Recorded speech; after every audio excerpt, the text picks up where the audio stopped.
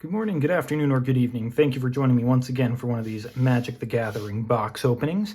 And we are in for a special treat. One of my favorite planes in the entirety of the franchise has finally come back. You know, it's not day, not night, it's just somewhere in between. Not dusk, not evening, not the break of dawn. No, we've got two bodies coming together to make the eclipse. That is right, Lorwyn has come back.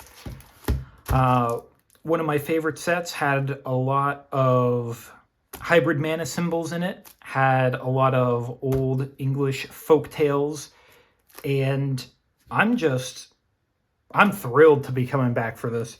May include a serial as card. We're not going to get it there, but what's important is that we are back on Lorwyn, and I am excited because this is probably the set I'm most excited for this year.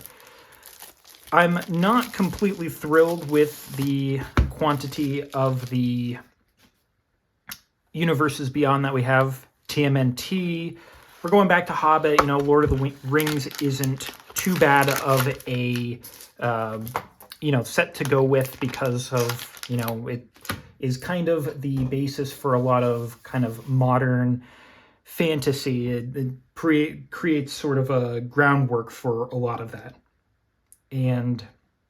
But we are having at least one other one that I can't quite remember. But we are also going to be having Star Trek. And Star Trek is probably the one that I'm most keen on, just because my father was a big Trekkie, so I know a little bit of some stuff, and I've got plenty of friends that know things quite as well, live long and prosper type of deal, but I don't know too much about the history of it there, so I'm just gonna be going off along with it to learn about it. But we are getting this Lorwyn Eclipsed, and we're going to be getting, I believe it's called like Reality Fracture, which I'm not sure if that's going to be similar to something like, the plane shift or any of those where they introduced a lot of colored cards that were off in terms of what they did, as in those colors normally didn't do one thing, but then they introduced cards that were able to do other things like that, to be able to be like, something weird's going on. So I wonder if that's going to be the case, or if it's going to be something along the lines of alternate universe things. We'll have to find out when we come to there. But we are also going back to Strixhaven, and I just saw a card in Strixhaven that looks pretty gnarly here. And as someone that has a big background in math, having all of this on there to be like, yes, I've got to use my math brain a little bit, even though it does tell you exactly all of the math in it already.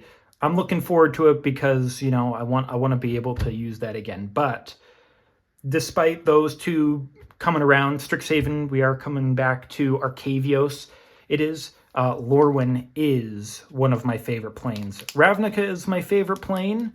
And the Phyrexians are my favorite enemies, creatures, just bad guys in the story. Lorwyn is one of those favorite planes there. So, probably within the top 5 is going to be Lorwyn for me. So, let us dig right on in and see what Lorwyn has to offer for us, because I'm ecstatic, to say the least. Already starting off with a hybrid card that is always gorgeous to see. Stoic Grove Guide 4 and a hybrid black-green for a 5/4 elf druid with one and hybrid black-green for exile this card from your graveyard to create a 2/2 black and green elf creature token. Activate only as a sorcery. So just replace itself a little bit later on there, or if you've already discarded it there, you can get it going. We're going to have a little bit of Wild Unraveling, which looks like a couple of, not demons, but, maybe more of the Shadowmoor creatures doing something. Maybe some tree folks Double blue for an instant with as an additional cost to cast a spell, blight 2 or pay 1. To blight 2, put 2 -1/-1 counters on a creature you control. Counter target spell. Okay, so I mean it's a counter spell with a little bit extra on it there, so not quite as good as counter spell. Wanderwine Distractor. So one of the merfolks there, as we saw with the Everyone's Invited deck, we had the Wanderwine something or other, which was I think it was a white-blue land that could come in untapped if you revealed a merfolk in your hand. So this makes sense. It's a merfolk wizard. 3 and a blue for a 4/3. When this creature becomes tapped, target creature and opponent controls gets -3/-0 until end of turn. So it makes it a little bit harder for them to block you because, hey, if you can kill them and they can't trade with you, that could help out. And another merfolk here, Wanderbrine. So not Wanderwine, but Wanderbrine. So Wanderbrine, I wonder if that's the Shadowmoor equivalent for it there. So Wanderbrine Preacher, 1 and a white for a 2/2 merfolk cleric. Whenever this creature becomes tapped, you gain 2 life. Now that I'm thinking about these ones here, this Wanderwine Distractor and this Wanderbrine Preacher, seems like they would go pretty well in a vehicle deck or a station deck because you gotta tap to give the station. I guess mount as well, because all of those involve tapping one of your creatures there. So you can just use this, be like, yeah, I'm tapping this to crew or station or mount, and you just get 2 extra life for doing it. Wildvine Pummeler, 6 and a green for a 6/5 giant berserker with Vivid. They're given this an actual keyword now. The spell costs 1 less to cast for each color among permanents you control. So could be as cheap as 1 and a green for a 6/5 reach trampler. I mean, depending on how things go, you could use this as a very cheap one there if you got something like Morophon or like a 5-color commander there. But even if you've got 3 colors out on the battlefield, lowering this by 3, it's a 6/5 reach and trampler for 4 mana. That's not bad, but I mean, for 2 mana, that's pretty good. Pitiless Fist. This seems like a elf card if I've ever seen one there. 3 and a green for an enchantment aura. Enchant creature you control. When this ETBs, enchanted creature fights up to 1 target creature an opponent controls, and the enchanted creature gets +2/+2. A bit of an expensive one there, but it's a fight spell on top of just a basic pump spell. Well, it's an enchantment aura, so it stays on there, but it does act as a little fight spell, so it's a little bit of an interesting one. Warren Torchmaster, 1 and a red for a 2/2 Goblin Warrior with at the beginning of combat on your turn, you may blight 1. When you do, target creature gains haste until end of turn. So this is definitely a way for you to be able to get a lot of your guys to have haste, and you could be putting this onto something that's already small and would be going away. Like if it's a 1/1 or something, and you've got like you're putting down like a 3/3 after this on turn 3 or whatnot, and you want to give it haste, you could kill your 1/1 so that your 3/3 could have haste. And I mean, because it's blight, it doesn't say you have to blight another creature, so you could technically do it for this as well. And also if you put this down before combat, you could do the same thing as well. Sack your 1/1 so that your 2/2 can have this 2/2 has haste. It's an interesting one to think about for a bit more of a aggressive deck. Luminolusk. I thought that it looks like it's some sort of mollusk there. 3 and a black for a 2/4 elemental with Death Touch with Vivid. When it ETBs, you gain life equal to the number of colors among permanents you control. Not quite as good. I mean, you get a little bit of life there. At max you get 5 life, and it's a good defender there, 4 toughness, and it's got Death Touch. Impolite Entrance. I kind of like that. 1 red for a sorcery. Target creature gains trample and haste until end of turn. You draw a card. So 1 red to give something haste. It also gets the trample, so if it's big, that's nice. And then you also replace this with a card. Honestly, it's not that bad. I mean, obviously better as an instant, but I mean, you've got to give something haste ahead of time for it to be able to work. But not too bad for 1 mana. Ooh, and we've got a nice little forest here. God, that's so gorgeous. I'm looking forward to seeing all of these lands because I'm sure that they're going to be fabulous. I mean, it's got all of the different workings of it going through, kind of a bit combining almost like tree folk and the elf all together there. Maybe. I'm not entirely sure if that's what they're going for, but it definitely looks like it. And now on to the rares. Starting off, we've got High Perfect Morkant, which was I think a pretty early reveal card here. I just don't remember what it does. 2, a black and a green for a 4/4 legendary elf noble. So we've got a commander inbound if we want to. Whenever it or another elf you control ETBs, each opponent blights 1. Okay. Ooh, you can get a lot of elves out pretty quickly there. Make them put a bunch of -1/-1s on their stuff. Tap 3 untapped elves you control and proliferate. Oh my goodness, this is actually pretty decent there. Yeah. I definitely could see this in with some stuff. Ooh, I've got some ideas brewing with this one here. A nice little proliferation deck with that. Ooh, yeah. That's pretty interesting. I'm interested in this. And from our commander decks, we have a little bit of Aberrant Return. 4 and double black for a sorcery. Put 1, 2, or 3 target creature cards from graveyards onto the battlefield under your control. Each of them enters with an additional -1/-1 counter on it.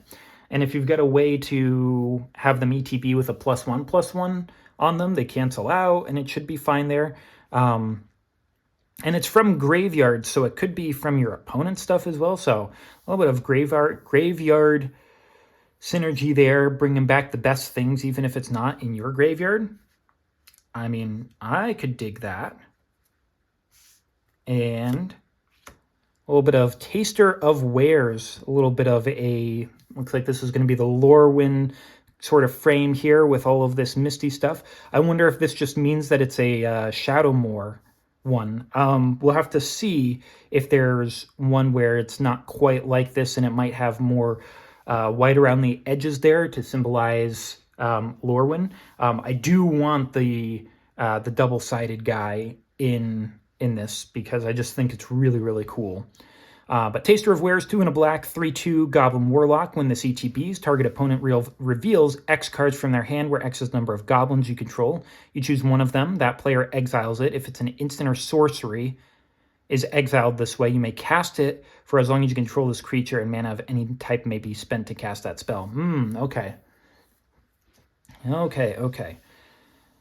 So better in Goblin deck to make them reveal, but if you had ways to flicker this with white, I think you could probably run like a Mardu Goblin deck there, or even a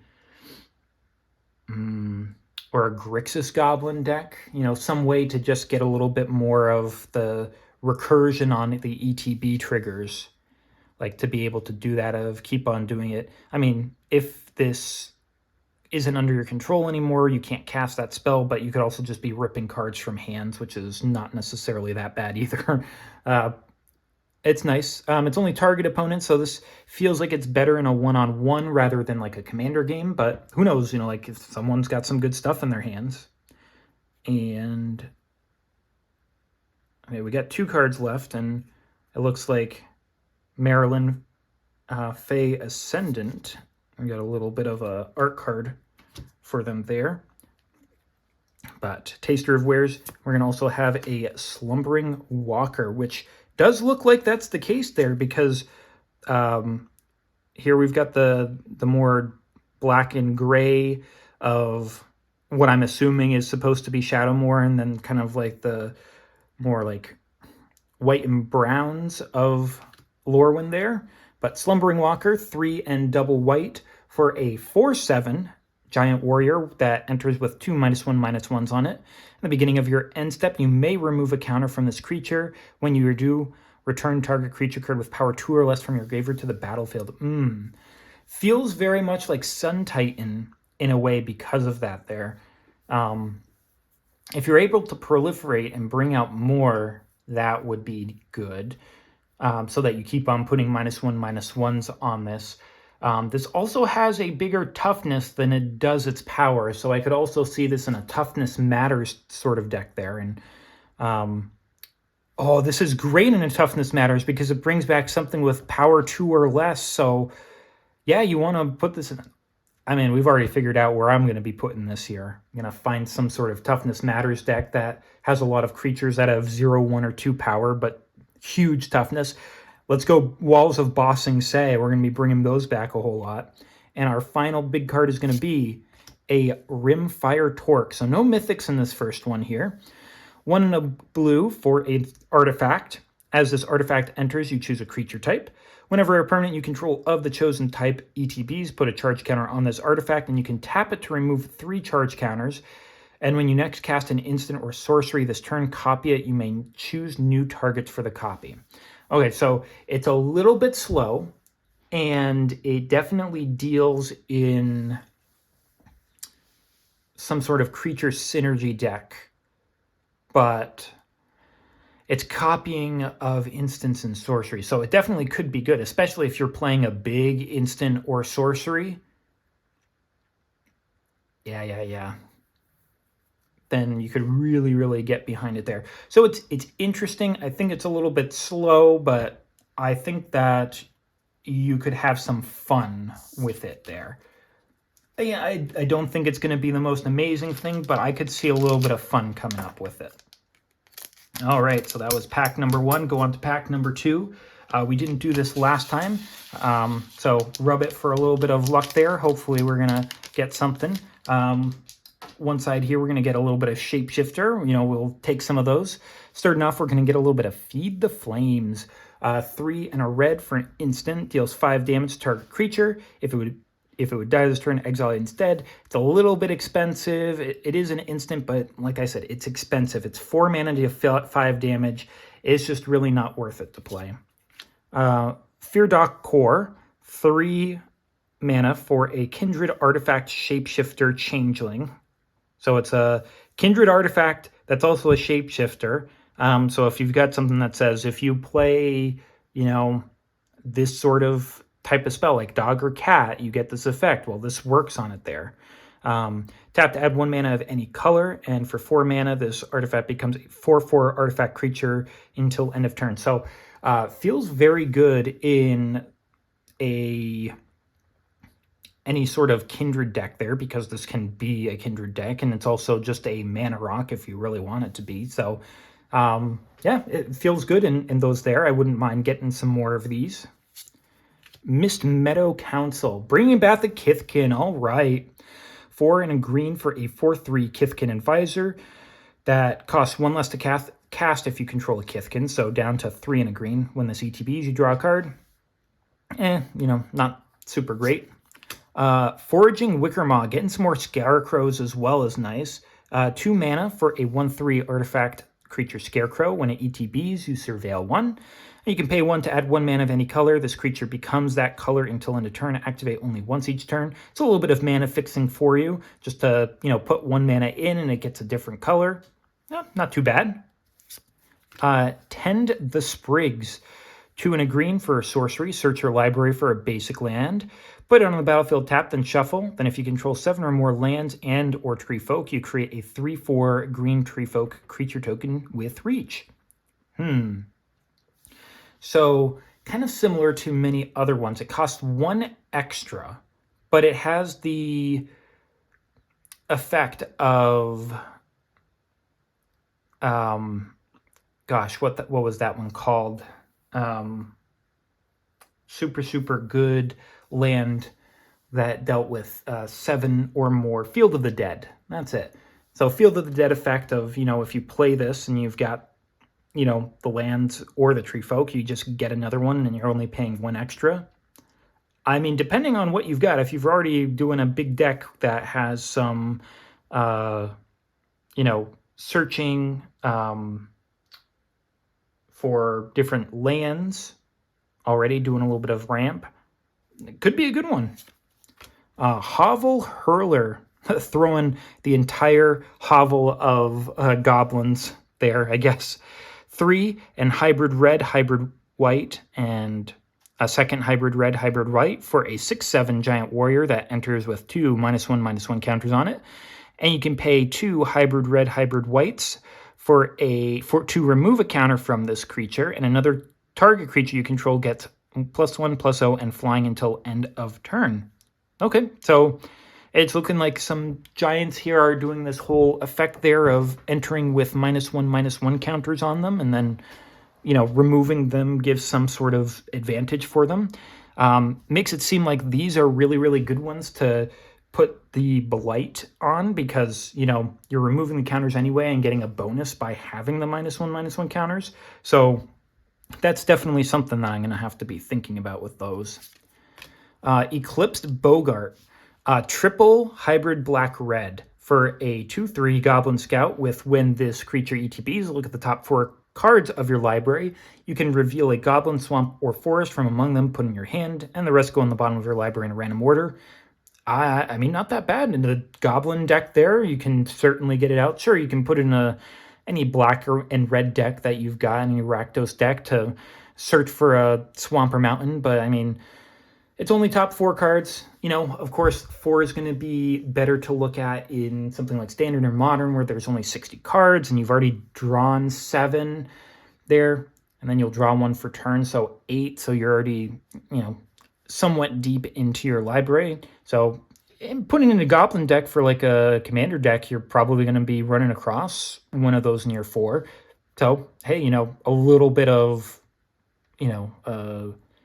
it's kind of like a weird, not a tutor, and it's also not an impulse draw, but kind of somewhere in between there with those. So I dig it.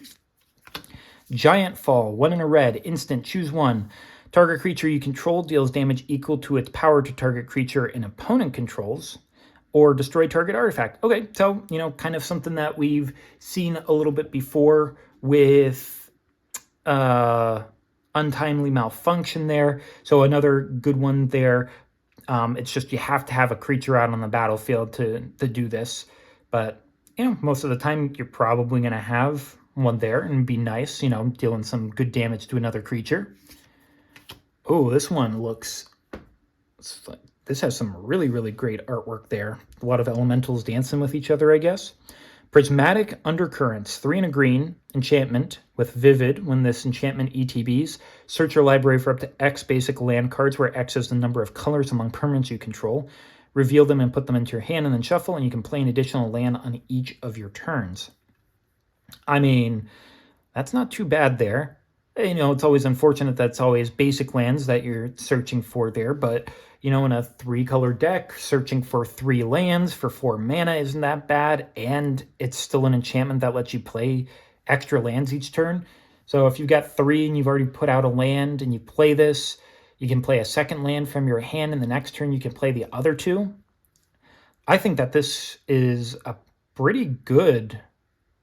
I think this is a pretty good card.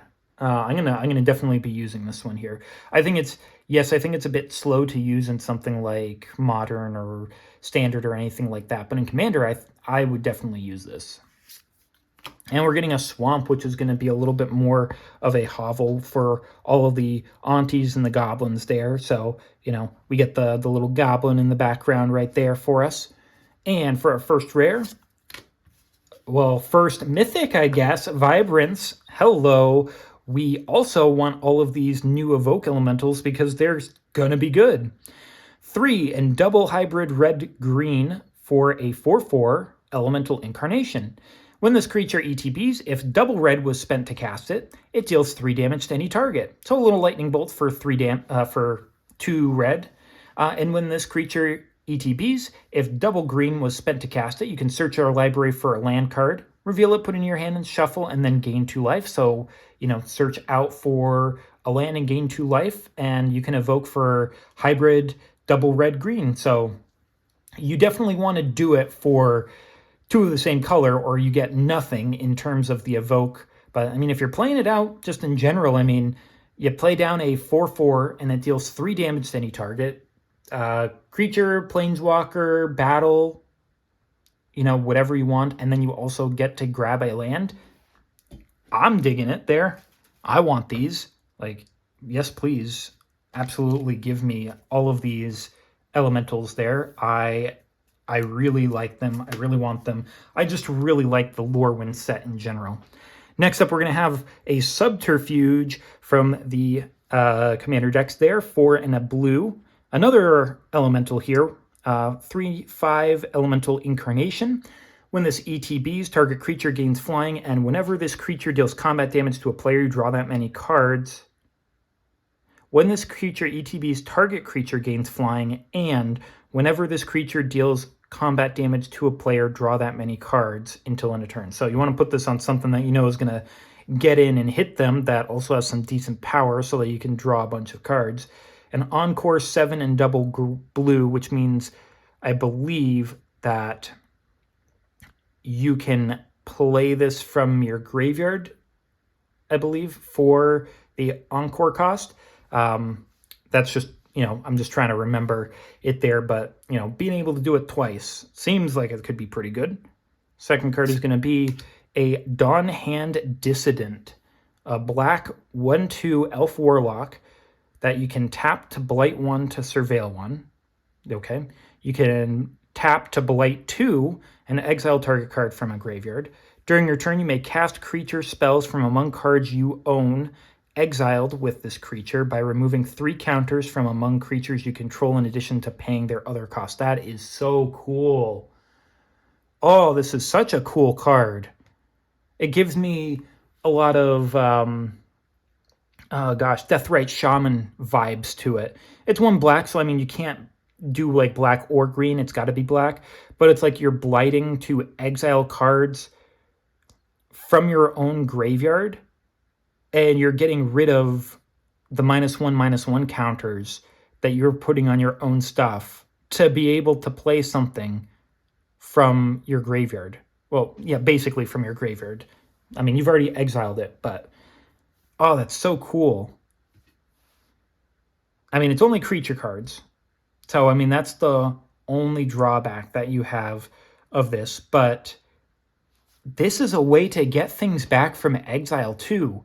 Because it's you may cast creature spells from among cards you own exiled. Oh, my bad. It's you own exiled with this creature. So, unfortunately, it's not like oh man, they've cast Swords to Plowshares on something and can bring it back with this. No, unfortunately, you can't do that. But still, I think that this is a really cool one there. -1/-1 counters are generally a detriment. So if your opponents have put some stuff out with those there, you can be like, yeah, I'm just going to remove my own to be able to get one of my stuff. I like that. Oh, and we're getting some lands as well. A little bit of Blood Crypt here with a little bit of Auntie Grub telling us that we're getting some stuff. Good old Swamp Mountain, that ETB's tapped unless you pay 2 life. So good old Blood Crypt will absolutely take that. And our final... Actually... Oh, I forgot. All of them are double-sided because you get to see what they're like in Lorwyn and also in Shadowmoor. Oh, man, that's so cool. Ah, God, I like how they do these lands, too. Remember, my little foragers, only bring me back finger bones, no toes. Coin's no good, a potion for an oof liver, or else you join my supply stock. Oh, Auntie. Oh, Auntie, oh, Auntie, oh, Auntie. Well, that's pretty good. I'll certainly take that. And we'll put these off to the side. We got a little bit of a Merfolk token to go along with our Shapeshifter. And final card of this pack is going to be a... We got a special guest card here. Now, that's something. Okay. Haven't seen one of these since, I think, Dragons of Tarkir, where we pulled that Dragonhide fetch land. Mistbind Click, 3 and a blue for a 4/4 Fairy Wizard with Flash, Fairy, and Champion a Fairy, which I believe means that you have to sacrifice a fairy. When a fairy is championed with this creature, tap all lands target player controls. Yep, tap down all of their stuff. Oh, so nice. I'm glad to be able to get another one. Don't know how good or rare or, nice it is, but I mean, like, just getting something a little bit interesting like that in the packs is always cool. So I guess the rubbing the pack for luck certainly helped this time around. Let's do it one more time, just in case. Alrighty. Next up, we've got an Appeal to Erdu, which I believe is one of the sides of the double-sided guy that I want. We've also got a signed guy here. Risk the Evermore. Okay, so we've got another risk card here. Appeal to Erdu, 3 and a white for an instant with Convoke. Convoke is always nice. 1 or 2 target creatures each get +2/+1 until end of turn. Not the greatest there. Just a small little pump spell. Reckless Ransacking with some crazy donkey, but, like crazy ass out there. 1 and a red for an instant. Target creature gets +3/+2 until end of turn. Create a treasure token. Okay. Now, not nearly as good as the one red one that got banned that created the monster on it there, but I could see this putting in a little bit of work in a red deck there. This could be a little bit of a dangerous card, so something to be looking out for. Bogart Prankster. Just squeezing a frog until it throws up. Okay. 1 and a black for a 1/3 Goblin Warrior. Whenever you attack, target attacking goblin you control gets +1/+0 until end of turn. Okay, pretty simple there. A little bit of assistance. Speaking of assistance, unexpected assistance. That was unexpected. 3 and double blue for an instant with Convoke. Draw 3 and then discard a card. Okay, so, I mean, I don't necessarily mind tapping down some of my stuff that I don't need to draw some extra cards, especially if I've had them as defenders. You could potentially, pay this for free if you've got enough stuff out there, or just, play it for really cheap. Potentially good draw spell on that one there. Flame Chain Mauler, 1 and a red for a 2/2 elemental warrior with 1 in red. This creature gets +1/+0 and gains menace until end of turn. It is what it is. Kindle the Inner Flame, 3 and a red for a kindred sorcery elemental. Create a token that's a copy of target creature you control except it has haste, and at the beginning of the next end step, sack this token. And flashback 1 and red. Behold! They brought it back. That's good. I was hoping that they'd be able to do that. Behold 3 elementals. So you can play it from your graveyard. This from your graveyard if you've got 3 elementals in your hand there. Make a copy of something. Do a little bit of a kiki-jiki action on it there. Well, I could see you discarding this to something like, any looting or rummaging effect there to draw, and then it's in your graveyard, and then you've got a bunch of elementals in your hand, and you create something that has a good ETB or dies trigger. Yeah, I'm playing it for cheap. Springleaf Drum, okay. This one was a little bit popular. I'm not sure how popular it'll continue to be. 1 mana for an artifact that lets you tap this and tap an untapped creature you control to add 1 mana of any color. Just a little bit of extra mana ramp if you don't necessarily need a creature.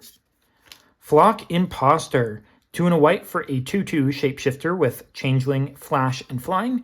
When it ETBs, return up to 1 other target creature you control to its owner's hand. So, get a couple more ETB triggers if you really want to there. Yeah. Nice little purple emu there, if you will. Twin Flame Travelers, 2, a blue, and a red for a 3/3 elemental sorcerer with flying. If a triggered ability of another elemental you control triggers, it triggers an additional time. Okay, I like that one there. Play it definitely in a elemental deck there. Get some sort of triggered abilities to go off a whole lot of times there and get them to double trigger. I certainly like that. I know that there was like a green, blue, red one that I think dealt with some triggers or whatnot, but I'll have to look into it. But yeah, elementals. Ooh. Actually, this goes well with a lot of these These are all elemental incarnations. So these are triggered abilities of like if you spend certain things, you get these. So if this is out there and you've got one of these, because I mean, this is red, so you could pay the double red and be like, ah, yes, you know, I paid the double red. So it came out there. This double triggers it, so you deal 3 twice there. I mean, you've got a whole lot of other ones you can do with it, but yeah, that's an interesting one as well. Plains, looks like we've got a little bit more of a Kithkin village here, taking care of their flocks of sheep. First off, we're going to have for our rares, Chronicle of Victory. Okay, we're getting another mythic here. I'm not entirely sure I know. Oh, no. I was like, I don't think I know the story. Those are all Phyrexian symbols. This is the Phyrexian Invasion. Okay, we get a little bit of Phyrexian here, are we? 6 mana for a legendary artifact. As this ETBs, you choose a creature type. Creatures you control of the chosen type get +2/+2, have first strike and trample, and whenever you cast a spell of the chosen type, you draw a card. So what I'm hearing is this is going to go great in that Morophon Everyone's Invited deck that I just did a preview of. So, I wonder where this could possibly go. This card's, I mean, it's not going to be the most insane thing ever, but, you know, I'm interested in it there. I will certainly take it. Next up, we're going to have a little bit of Impulsivity to go with our Subterfuge, because it also has Encore. 6 and a red for a 7/5 elemental incarnation. When it ETBs, you may cast target instant or sorcery card from your graveyard without paying its mana cost. If that spell would be put into a graveyard, exile it instead.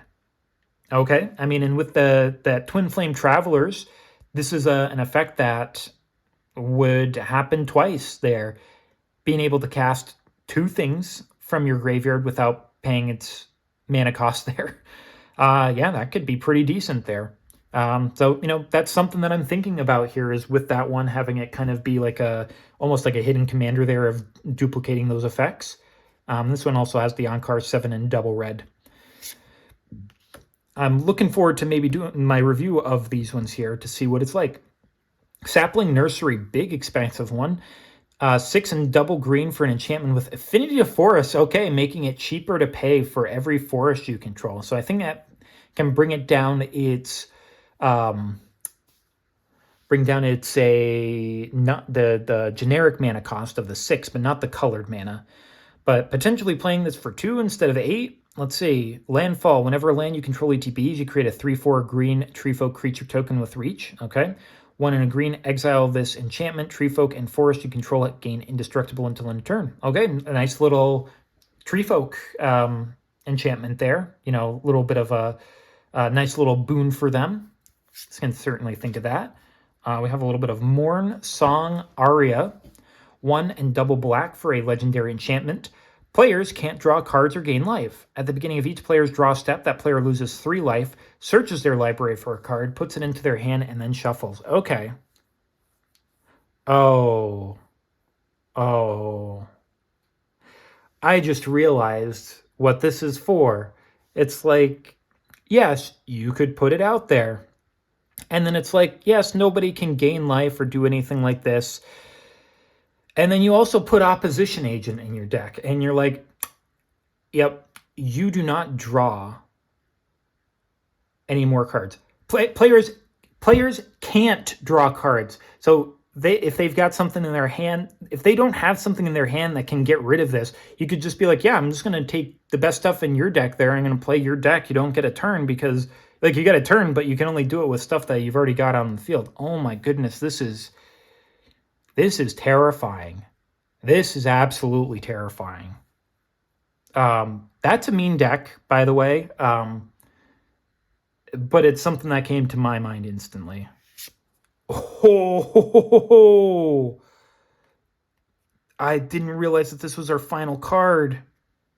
Oh my goodness.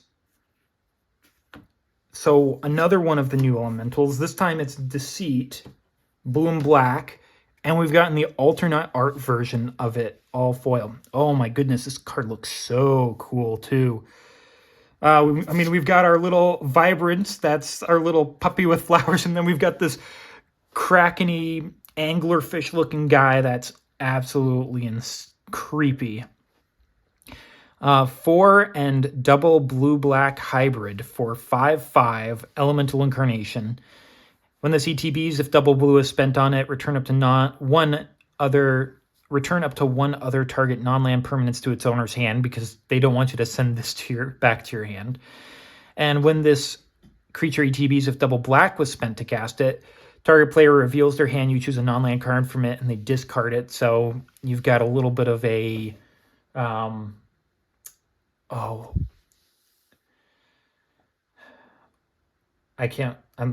Thoughtseize, a little Thoughtseize effect almost on it there, and you can evoke it out for double blue-black hybrid. Oh man, I'm getting some cool cards right now. I like Lorwyn. Lorwyn's so fantastic. This is so good. I was looking forward to the set so much, and I was like, oh man, it's going to be coming out at the end of the year. That's going to be my cool end of the year thing. And then they pushed it back because of, Avatar or Spider-Man. Probably Spider-Man, since it was so shoehorned in, and this was supposed to be what we were going to get either in November or December, and Avatar would have been a little bit earlier. Oh, God, this is so cool. I wish I had these sooner. Oh, I like this so much. Get into this next one here. The luck's been strong so far, not going to lie. Hopefully, it will continue.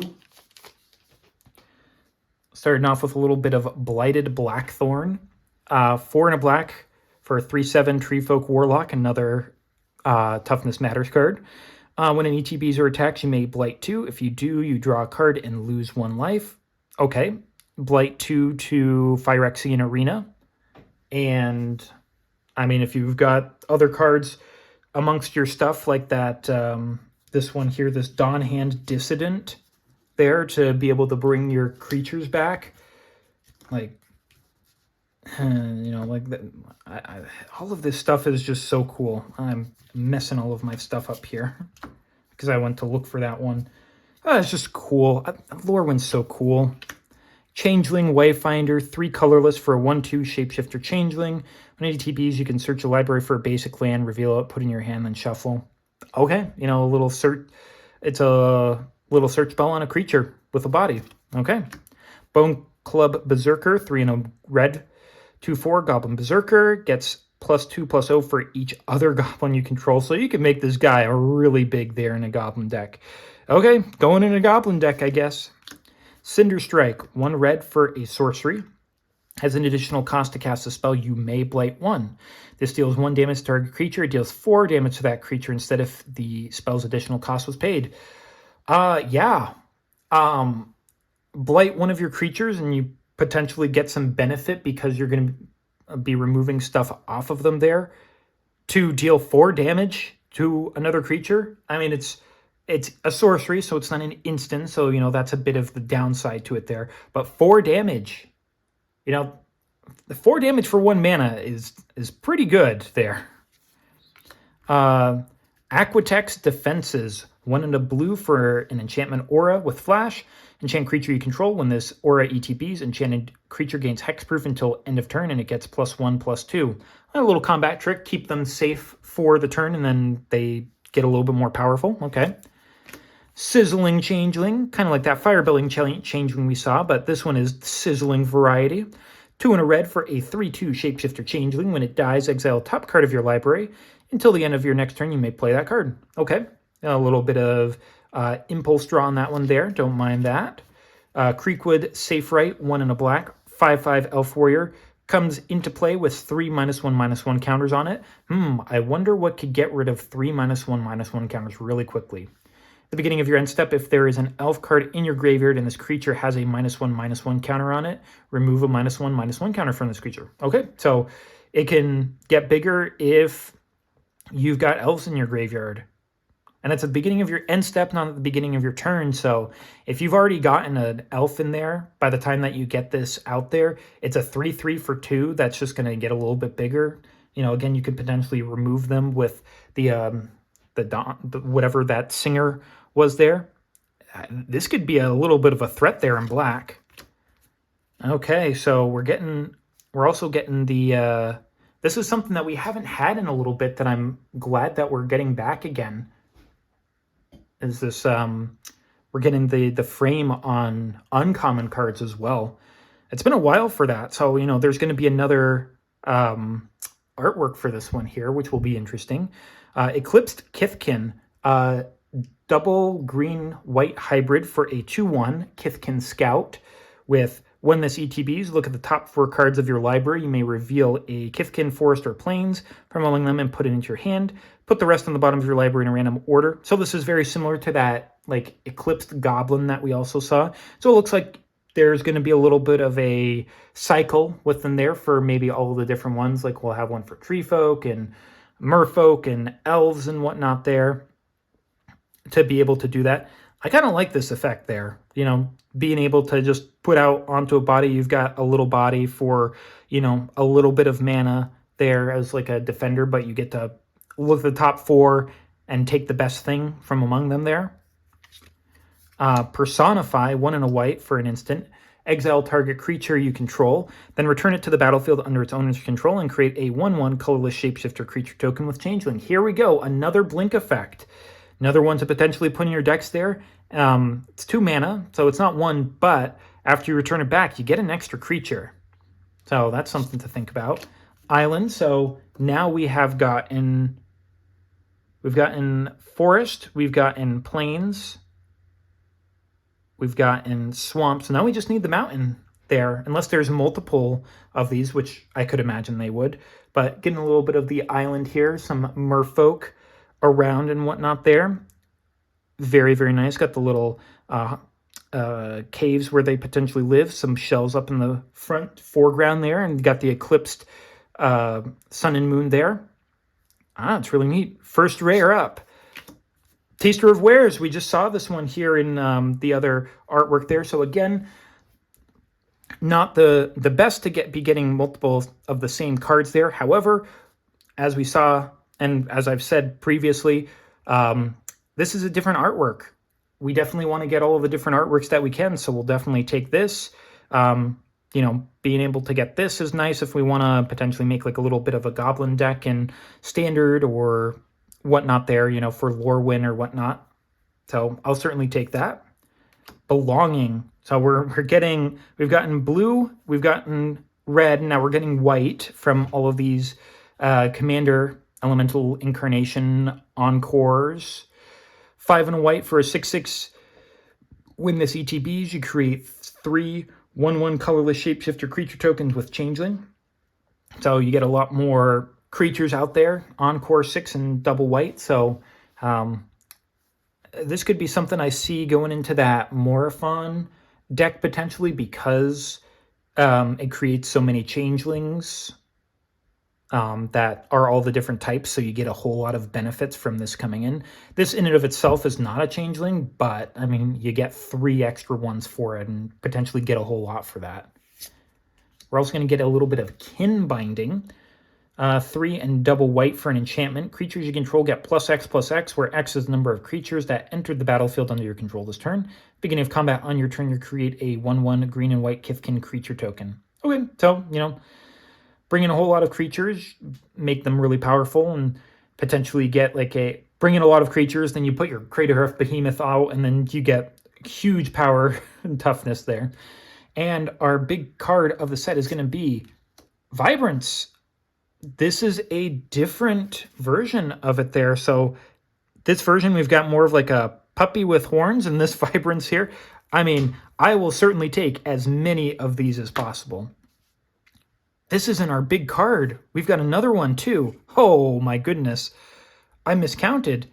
But yeah, so like we're getting another one of these Vibrances. So that's 5 mythics so far. Like, yeah, keep on giving them to me. I will certainly take them. But this one has a little bit more in the dog feet this time, but it's got like almost like a hippopotamus face there and some like flowers there. So certainly we'll take that one as well. And it looks like we're going to get a little bit of our Tree Folk token here. Tree Folk and Goblin. It's like a rammy looking goblin there, I guess. Okay, so final card of the set, the actual final card, is going to be a Kinscare Sentry. Never heard of Kinscare. 1 and a white for a 2/2 Kithkin Soldier with First Strike and Lifelink. Okay, First Strike is good. We haven't seen a whole lot of First Strike recently. No, like First Strike or Double Strikes for a bit of time here.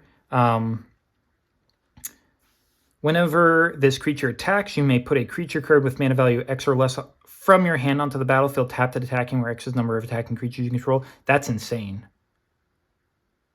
That's insane. Go wide board, like do a partial go wide board, and then have some big threats. So you've got a lot of stuff out there, and you're hitting, and then you're just like, yep, here we go, putting this thing down there. Like even if you don't have a lot of mana, it's a way for you to get something big out on the battlefield really quickly. That's another cool in there. We got some cool packs this time. We got some good packs here. We're loving every single second of this. Next one up. Didn't shake this one for luck, but, let's give us a little bit of luck with this one as well. Stalactite Dagger, 2 mana for an artifact equipment. When ETBs, you create a 1/1 colorless shapeshifter creature token with Changeling. Equipped creature gets +1/+1 is all creature types. That can be pretty good there. 2 mana to equipped, okay. Mischievous Sneakling, 1 and hybrid blue-black for a 2/2 shapeshifter Changeling with Flash. Okay, pretty simple there. Dream Caesar, 3 and a black for a 3/2 fairy rogue with flying. When the CTBs, you may blight 1. If you do, each opponent discards a card. Okay, that could go well in a deck that discards cards for commander because it's hitting everybody there. Glamourmite, 2 and a blue for a 2/2 fairy rogue with flash and flying. When it ETBs, you choose 1, tap target creature or untap target creature. What's that one there? I think it also had might in its name that, paired up with something like Splinter Twin there. It went infinite there. So I guess, they're bringing another one of those back with this one here. So get ready. Heirloom Auntie, 2 and a black for a 4/4 Goblin Warlock. When it ETBs with 2 -1/-1 counters on it. Whenever another creature you control dies, you surveil 1 and then remove a -1/-1 from this creature. Interesting. I wonder if you're able to use the secondary effect, because it says initially, it doesn't say remove a -1/-1 counter, and if you did surveil 1, it says whenever another creature dies, you surveil 1, and then you remove a -1/-1. But if you don't have a -1/-1, you obviously can't. But I think this effect still goes off there. So, being able to still keep that there is kind of nice there. It comes in as a 2/2 for 3, which isn't great, but, there are ways I think that you can get around this, particularly in Commander, that you can make it good.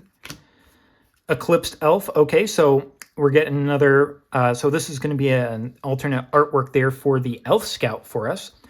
Triple black-green hybrid for a 3/2 Elf Scout. When ETBs, look at the top 4 cards of your library, reveal an elf, swamp, or forest from among them, put in your hand, or just go on the bottom of your library in a random order. Very good. Definitely play it in an elf deck. Omni Changeling. 3 and double blue for an 0/0 shapeshifter with Changeling. With Convoke, you may have this creature enter as a copy of any creature on the battlefield except it has Changeling. Okay, so it's not as restrictive as that Frost one, that snow creature that we saw from Kaldheim in the Everyone's Invited deck, because, it doesn't have to be green and blue, it's just blue. And you can Convoke this one out to make it cheaper. It can only target creatures, though. Honestly, I don't think it's that bad. I think that this one could be pretty cool. I mean, Convoking out and getting like a nifty copy of something. I like it. Goat Nap, 2 and a red. This giant being like, here, get on the sack, just pushing the goat. Makes me think, I think that there's a card in the commander deck called Oft-Nabbed Goat. I guess this is the Oft-Nabbed Goat. 2 and a red, sorcery, gain control of target creature until end of turn. Untap that creature, it gains haste until end of turn. If that creature is a goat, it also gets +3/+0 until end of turn. Okay. Noggle the Mind. 1 and a blue, enchant an aura with flash, enchant creature. Enchanted creature loses all abilities and is a colorless Noggle with base power and toughness 1/1. Okay, a good way to get rid of something really easily there. I like these effects there as a form of removal. Gets around a whole lot of stuff there. Obviously can't get around hexproof there, but I mean, I just like these forms of removal. And there we go, Mountain. So if there aren't other versions of these, we've gotten everything. I'm trying to see what this thing might be. I'm assuming this is probably an elemental. I mean, so much fire, it's probably hard for anything else to be living around there. But hey, we got every single land already. I dig it. First rare, Champions of the Perfect. 3 and a green for a 6/6 elf warrior. As an additional cost to cast a spell, behold an elf and exile it. Okay. Exile an elf you control or an elf card from your hand. So you have to exile one of those ones there. Whenever you cast a creature spell, you draw a card. When this creature leaves the battlefield, return the exiled card to its owner's hand. So it does a little bit of the champion effect there, almost. I mean, Champions of the Perfect kind of makes sense there. I dig this one there. It's a 6/6 that you play out for 4 mana that whenever you cast a creature spell, you draw a card. So, you can be casting more creature spells, drawing cards there. Seems a little decent there. A little bit of Sinister Gnarlbark. 2 and a black for an 0/4 Treefolk Warlock with at the beginning of your end step, draw a card and blight 1. Okay, have ways of taking off that blight, so don't necessarily mind that. Just getting to draw extra cards. Sure. Figure of Fable. Okay, so this is based off of the red and white Kithkin card called Figure of Destiny, but I guess it's changed up a little bit now because originally it was red and white, now it's green and white. This is a 1/1 Kithkin that if you pay another hybrid green-white, it becomes a Kithkin Scout with base power and toughness 2/3. If you pay after, then you can pay 1 and double green-white hybrid with, if this creature is a scout, it becomes a Kithkin Soldier with base power and toughness 4/5. And then you can pay 3 and triple green-white hybrid for, if this creature is a soldier, it becomes a Kithkin Avatar with base power and toughness 7/8 and protection from each of your opponents. Each of your opponents is nasty there. It's just like, it's too bad about this effect there because something that I see with this is if you gave this changeling, like with the Stalactite Dagger, it's already a soldier, but it costs 6 mana for it to become a 7/8. So it's a little bit expensive for it to do that. If only you could reduce the cost. Now I'm also thinking man, what if you had this in a deck that was primarily soldier based, and you had Agassiz Soul Cauldron, then all of your soldiers that are out on the battlefield, you can pay the 6 mana to have them become 7/8s with protection from each of your opponents. That's just, I think that's just a little bit funny there. We'll definitely take that. We're also going to get a little Lava Leaper. It's a little bit of a fiery jackalope, if you will. 3 and a red for a 4/4 elemental. All creatures have haste, including your opponents, so a little bit of Concordant Crossroads. Whenever a player taps a basic land for mana, that player adds 1 mana of any type that land produced. Okay, so this is ultra group huggy there. Okay, I'll have to think of a way to be able to get some benefit for that, but final card, big card of this one is going to be okay, we're going to get one of the Ashling cards here that It's funny, but it's not what I want in any fashion. There's like, this goes to show you that like it probably is random that these came together, but it's just like, how? Like, how? Oh boy. At least I wish that it would have been like the regular one. That's why we gotta rub the packs for luck, or that happens for us. Rubbing the pack for luck. Let's see about getting something cool, something nifty in this one. Keep out. These Kithkin don't want you around. Yeah, we don't want your kind around here. It's a bit like more of the elf racism than the Kithkin, but oh well. 1 and a white instant, choose one and deals 4 damage to target tapped creature or destroy target enchantment. Okay, a little bit of enchantment removal, you know, a little bit of, you get a little bit more of a choice there. Stratosaur, 4 and a blue for a 3/5 elemental with flying. When this ETBs, target creature gains flying until end of turn, and it has basic land cycling, 1 and a blue. Okay. Chaos Spewer, 3 and hybrid black-red for a 5/4 Goblin Warlock. When this creature ETBs, you may pay 2. If you don't, blight it 2. I mean, with all of the ways that having -1/-1 counters on stuff, I almost want to have it blighted there and then just get the removal off of it to get my benefits. So, okay. Blossom Bind, 1 and a blue, enchantment aura, enchant creature. When this aura enters, tap enchanted creature. Enchanted creature can't become untapped and can't have counters put on it. Okay, so a bit more of an upgrade. It's not, it doesn't untap during your opponent's untap step or anything like this. It can't become untapped. That's gnarly. Like, that's definitely a power creep to it.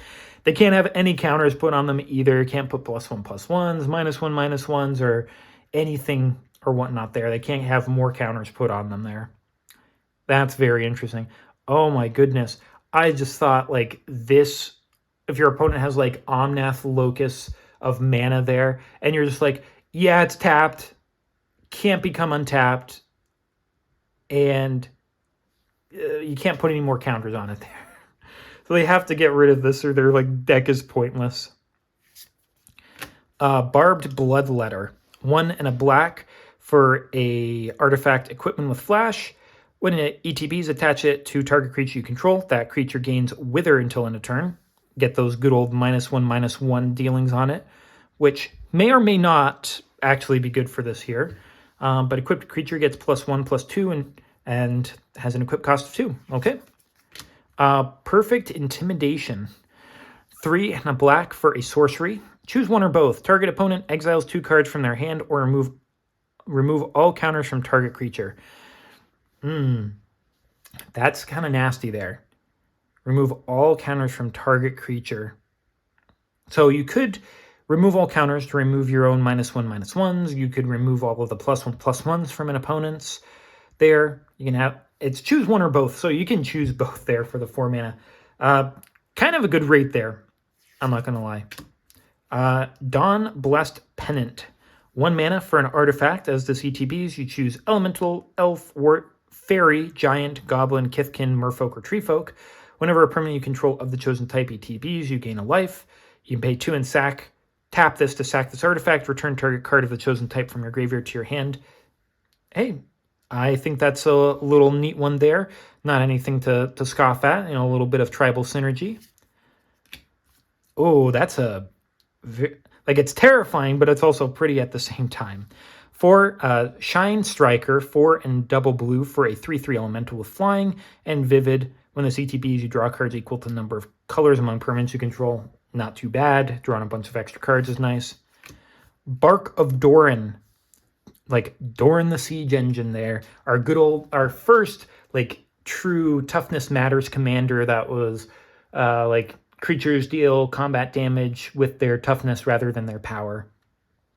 1 and a white enchantment, not enchantment, artifact equipment. Equipped creature gets +0/+1. As long as equipped creature's toughness is greater than its power, it assigns combat damage equal to its toughness rather than its power.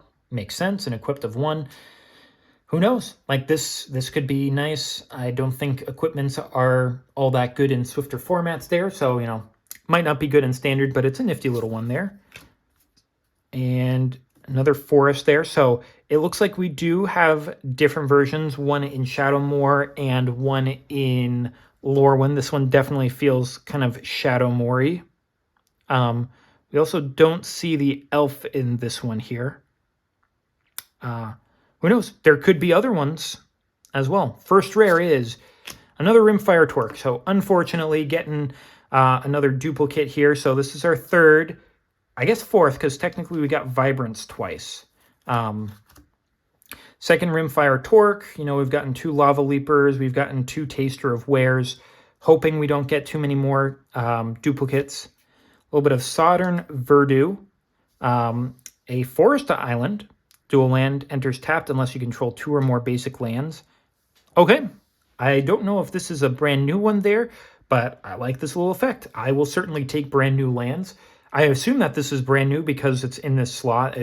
If it was old, I don't think that they would put old cards in here.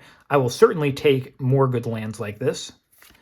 Also have a Champion of the Weird, so probably another champion card. 3 and a black, 5/5 Goblin Berserker. As an additional cost to cast a spell, behold a goblin and exile it. Pay 1 life, blight 2, target opponent blights 2. Activate only as a sorcery, and when this leaves the battlefield, return the exiled card to its owner's hand. Okay, so you can force your opponent to put -2/-2 onto stuff there. Okay, not too bad. And Esteem Vents. Yes, we will absolutely take more of our dual lands.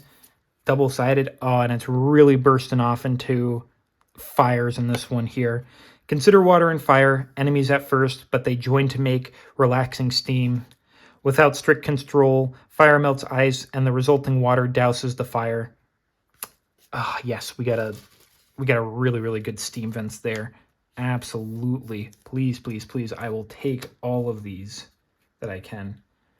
And we've got a little bit of a worm token with a little bit of a merfolk token. I'll put those off to the side here.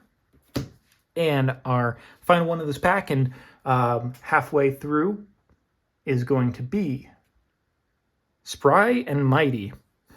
Okay. 4 and a green for a sorcery. Choose 2 creatures you control. You draw X cards, and the chosen creatures get +X/+X and gain trample until end of turn, where X is the difference between the chosen creature's power. So one of them becomes super, super big if you've got a big difference in power. Draw X, and you draw X. So if the difference is big, you can draw a lot of cards. That's a nifty little one there. You know, try to have a little bit of a difference between the two there. Certainly will take that. Definitely is Spry and Mighty. All right. Halfway through. 1/2 more to go. First one in the second half. Vile Boggart. 1 black for a 1/1 Goblin Assassin. When this creature dies, you put a -1/-1 counter up to 1 target creature. Okay, you know, it's pretty simple for what it is. Chitinous Graspling. 3 and hybrid green-blue for a 3/4 Shapeshifter Changeling with reach. Okay. Gangly Stompling. Okay, so it looks like maybe each of these dual colors has some form of just generic Changeling with a keyword. 2 and hybrid green red for a 4/2 Changeling Shapeshifter with trample. Gallant Foul Knight. You know, tiny head chicken, but big chicken body. 3 and a white for a 3/4 Kithkin Knight. When it ATBs, creatures you control get +1/+0 until end of turn. Kithkin creatures you control also gain first strike until end of turn. Not too bad for a ETB trigger there. Gristle Glutton. 1 and a red for a 1/3 Goblin Scout. You can tap to blight 1 and discard a card. If you do, you draw a card. Okay.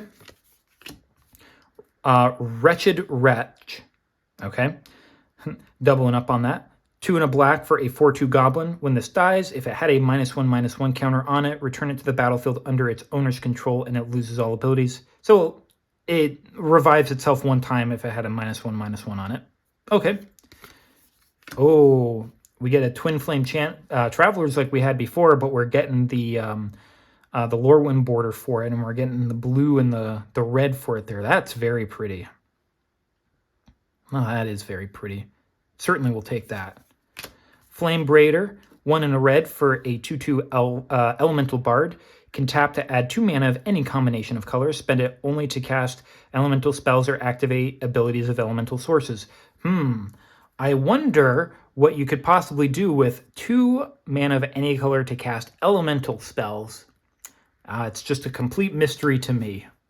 Yeah, that's pretty good for all of those evoke ones there. You just get to play them out for free. Get to choose which version that you get.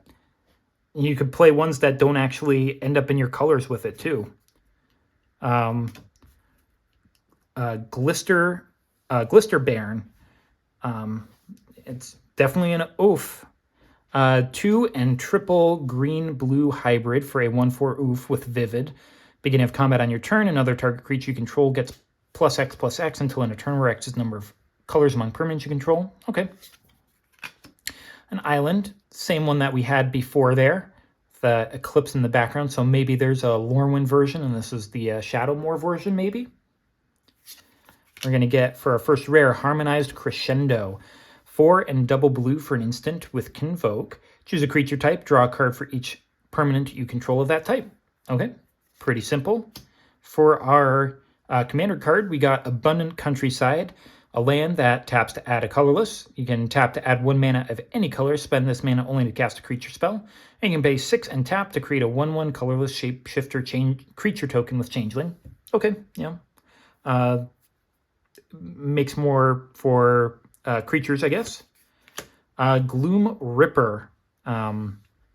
3 and double black for a 4/4 elf assassin. When it ETBs, target creature you control gets +X/+0 until end of turn, and up to 1 target creature an opponent controls gets -0/-6 until end of turn, where X is the number of elves you control, plus the number of elves in your graveyard. So this could be pretty... So you can make one thing really big, and you kill one thing, essentially. Okay, I get it. You know, definitely elf deck card. Ooh, another mythic here. It's been a little bit of time, so we're getting our 6th mythic. Morning Tide's Light, 3 and a white for a sorcery. Exile any number of target creatures. At the beginning of the next end step, return those to the battlefield tapped under their owner's control. Until your next turn, prevent all damage that would be dealt to you. Okay, so, ooh, yep, definitely good for the flicker effect. So, big thing about it there is you can do this during your second main. You exile any creature that you want with the ETB triggers, leave the battlefield triggers. They either activate them when they leave, or they activate them when they come back with that flicker effect there. And then you prevent all damage that's dealt to you until your next turn. So, like, your opponents can attack you and it won't do anything. You can get... I don't think that you can get poison counters from Infect. You might get it from Toxic, maybe, but I don't think that you can get even poison from this, because it's like it deals damage in poison instead, but this prevents damage. Obviously, you know, like your opponents like know where to target instead, but it essentially gives you a turn of... Like, it gives you, like, 3 turns of reprieve there for it. Get a little bit of fairy token with another goblin token. And our final card of this pack is a Mirror Mind Crown. Some sort of, get a little creepy Kithkin smiling at you there. 4 mana for a artifact equipment. As long as this equipment is attached to a creature, the first time you would create 1 or more tokens each turn, you may instead create that many tokens that are copies of the equipped creature. Oh my goodness, that's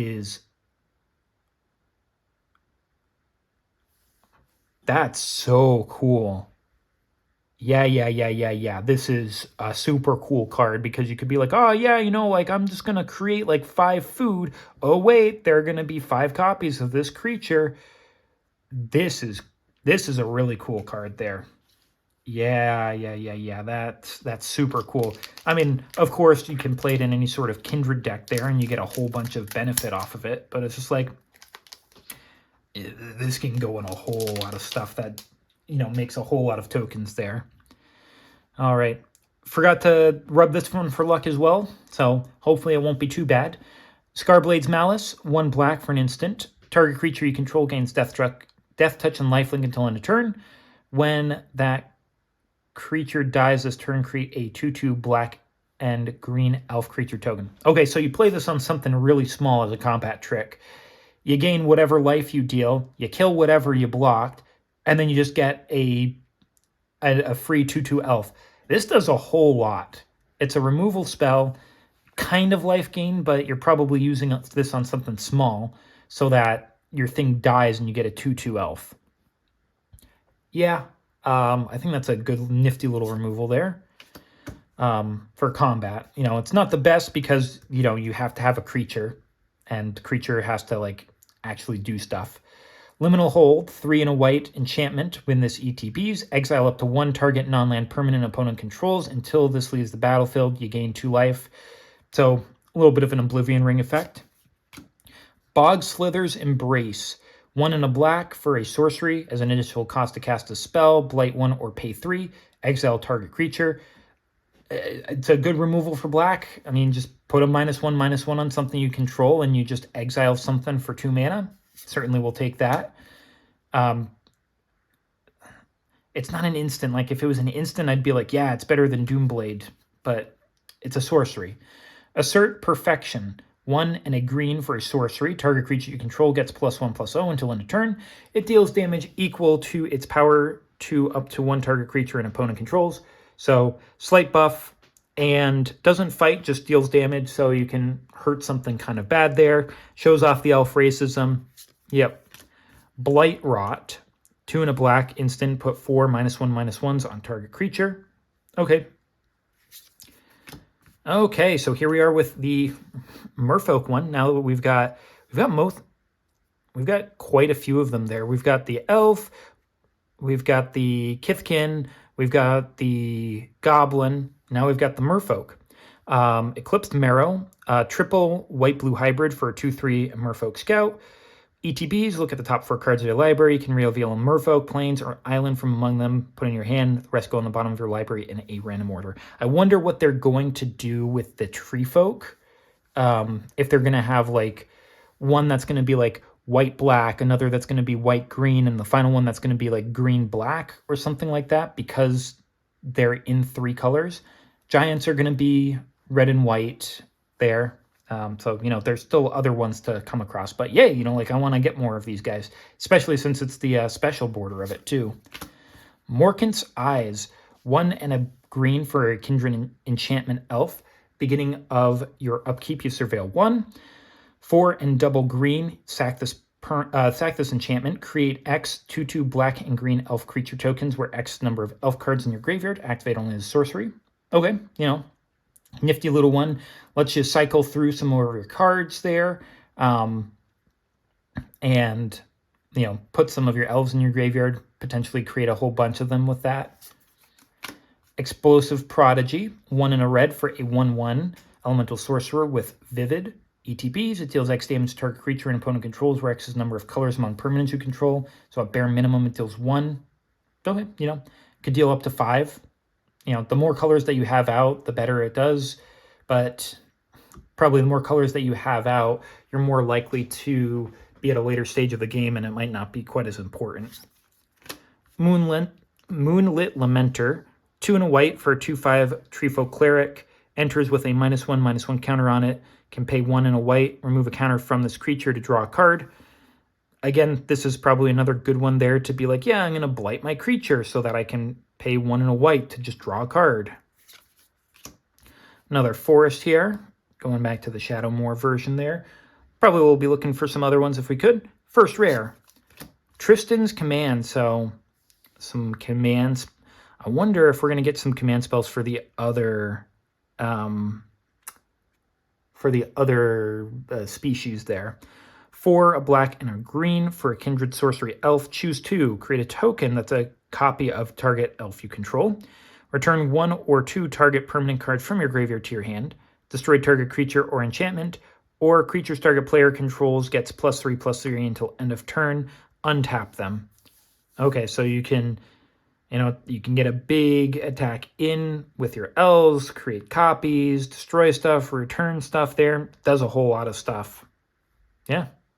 It's a little bit expensive, though. That's the only thing. And for our commander card, we get Phyrexian Young Yu. 6 and a green for a 4/7 legendary tree folk druid. When it ETBs, you create a number of 1/1 green sapling creature tokens equal to the number of counters among creatures target player controls. Tap, double the number of each kind of counter on target creature. Yeah, that's why this is so expensive. Double all of the counters on something there. That's, oh boy. And create a whole bunch of guys. You've got a lot of tokens out there. I'm talking about you, Titus, with your like plethora of +1/+1 counters there. And just being like, yeah, I just got like 30 +1/+1 counters among all of my stuff, so I'm going to create 30 saplings. Yeah. Another champion, our Kithkin champion. We've got a champion of goblins. We've got a champion of elves. Now we've got a champion of Kithkin. Champion of the Klotchen. 3 and a white for a 4/5 Kithkin Knight with Flash. That's actually impactful there, the Flash on this here. There's an additional cost to cast it. Behold a Kithkin and exile it. Other Kithkin you control get +1/+1. Can flash in a big creature, and it gives an anthem effect. Yeah, that can be impactful. When it leaves, return the exiled card to its owner's hand. Glen Elendra Guardian. Okay, seeing a little bit of the Glen Elendra again.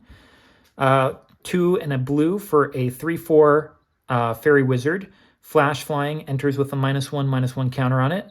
Pay 1 and a blue, remove a counter from this creature. Counter target non-creature spell its controller draws a card. I don't like to make them draw a card there, but it's better than them getting that stuff there. And you can blight this thing, and you can recur this as like a counter spell there. Oh, I don't like that they get to draw a card, but this is so good. It's so cool. I could see this doing play, especially if you've got some blight on your side. Got our plant token, got our elf warrior token. We've seen all of those ones before. And that one there, Glen Elendra Guardian, was pretty cool. I would think of using it. Final card of the pack. Selfless Safe Right. So at very least, we didn't get any duplicates, even though we didn't do it for luck. And, I think we got some interesting stuff here. So Selfless Safe Right, 3 and double green for a 4/2 Elf Warrior with Flash and Convoke. Another Flash one. Convoke can help as well when this ETBs. Choose a creature type. Other permanents you control of that type gain hexproof and indestructible until end of turn. So it's a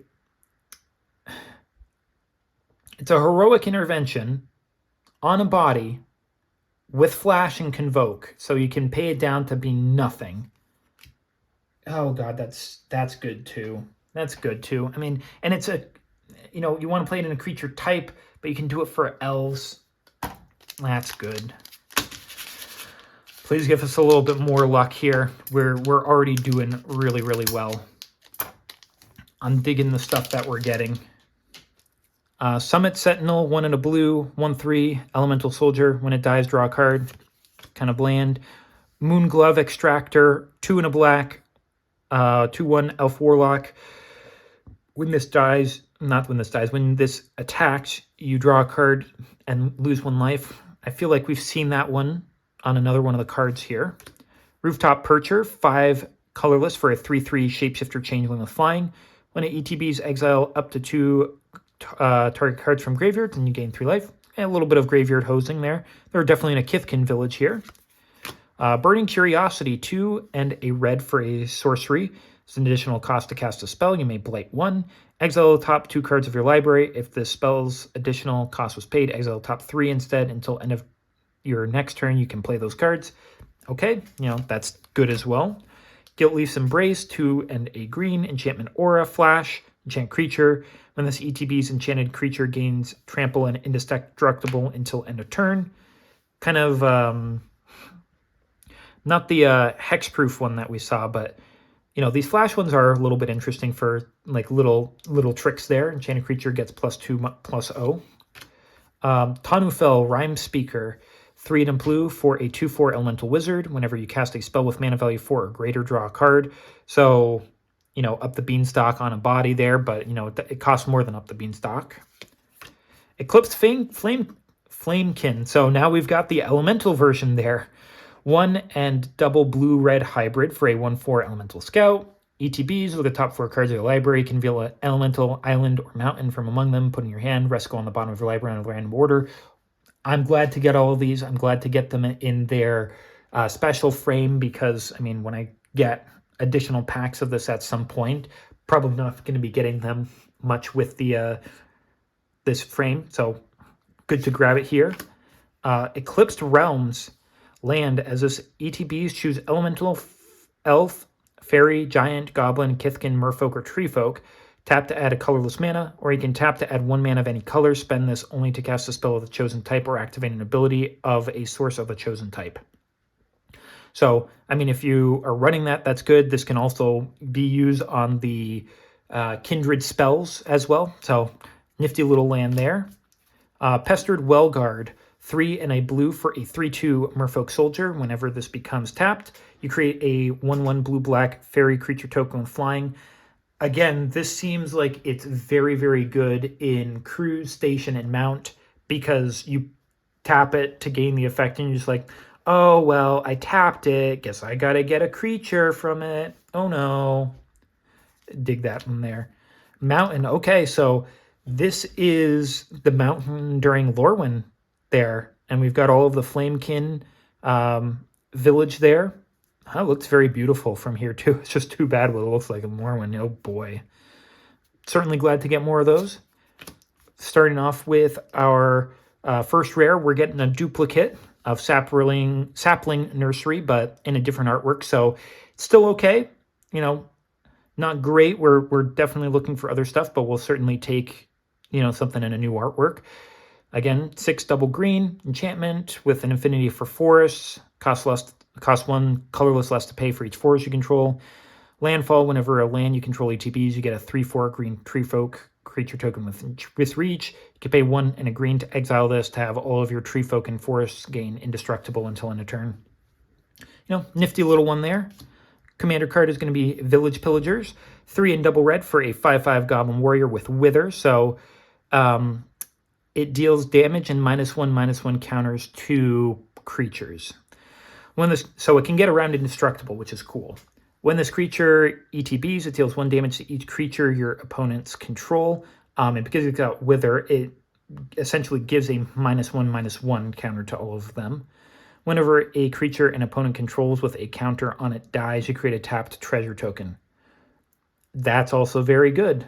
You give them all the -1/-1 counters, and then when they die, you get to draw cards. Or no, not draw cards. You get treasures. Or if they've got like a bunch of stuff with 1 power or toughness there, then it's just like, if they've got 1 toughness and you put this out there, you put the -1/-1 on them and they die, and you're like, yeah, I'll grab a treasure. That's not too bad. Another command here, Sig's Command. 1, a white and a blue for a kindred sorcery merfolk. Choose 2. Create a token that's a copy of target merfolk you control. So I'm imagining that all of these different commands are going to do that token effect there. Creatures target player controls gains lifelink until end of turn. Target player draws a card. Tap target creature, put a stun counter on it. Okay, does some different stuff than the elf guys, so that's nifty. And here we go with our Risk the Evermore. 1 and a white for a 2/2 legendary elf warrior with flash. When Risk enters, another target creature you control gains persist until end of turn. Okay, get to protect something.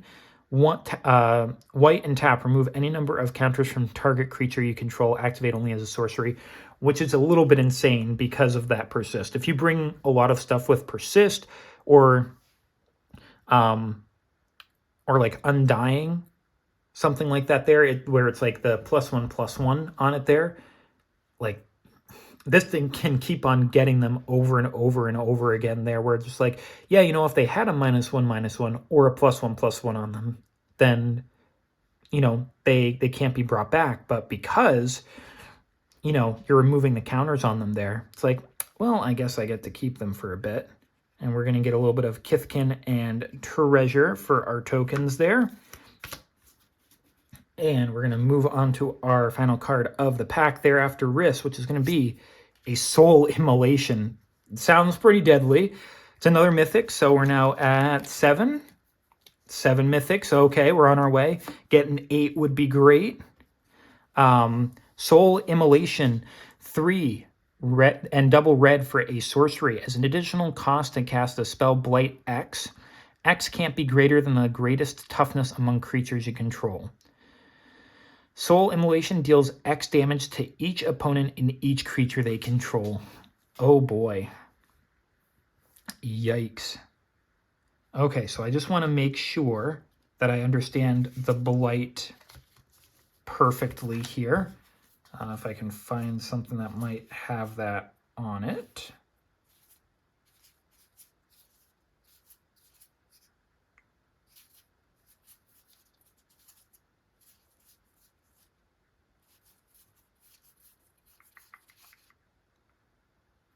Okay, here we go.